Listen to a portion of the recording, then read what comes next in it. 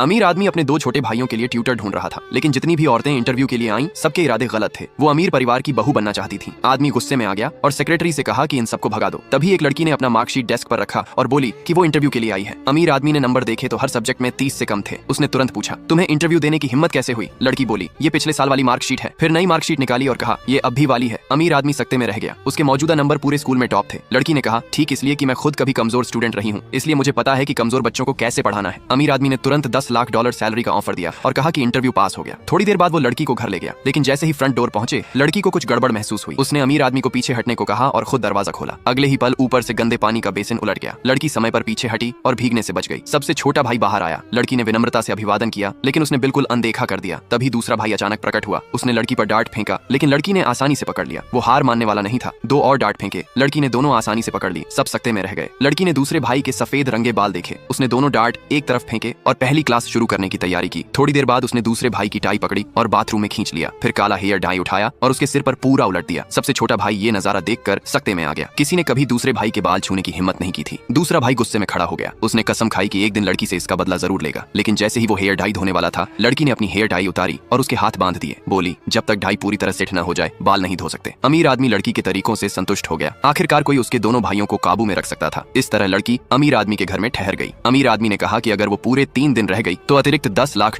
इनाम मिलेगा। लड़की ने तुरंत शुक्रिया कहा और बोली कि वो दोनों लड़कों को अच्छी तरह पढ़ाएगी। इधर दोनों भाई लड़की को भगाने के तरीके सोच रहे थे। सबसे छोटे भाई ने अपनी घड़ी उतारी और कहा कि लड़की पर चोरी का इल्जाम लगा दें। दूसरे भाई ने भी अपनी घड़ी उतार ली और फैसला किया कि वो भी फंसाने में शामिल होगा। थोड़ी देर बाद सबसे छोटे भाई ने अमीर आदमी से कहा कि लड़की ने उनकी घड़ियां चुरा ली हैं। घड़ियां दिवंगत मां के दिए जन्मदिन के तोहफे थे, इसलिए अमीर आदमी जल्दी से उनके पीछे पीछे लड़की को ढूंढने चला। लड़की पूरी तरह कंफ्यूज थी कि तभी सबसे छोटा भाई उसके कमरे में घुस गया और अलमारी से दोनों घड़ियां निकाल ली। लड़की को समझ आ गया कि वो उसे चोरी के आरोप में फंसाने की कोशिश कर रहे हैं। उसने सबसे छोटे भाई की जेब उभरी हुई देखी तो आगे बढ़कर जेब से चाबियों का गुच्छा निकाल लिया। अमीर आदमी ने पूछा, तुम्हारे पास लड़की के कमरे की चाबियां क्यों हैं? जब वो जवाब नहीं दे पाया तो अमीर आदमी तुरंत समझ गया कि उन्होंने जानबूझकर लड़की को फंसाया है। उसने घड़ियां छीन ली और बोला, जब तुम माँ के तोहफों की कद्र नहीं करते तो दोनों घड़ियां लड़की को मिलेंगी। लड़की खुशी से भर गई और दोनों घड़ियां सीधे अपने कलाई पर पहन ली। आगे की कहानी देखने के लिए कमेंट में लाल दिल भेज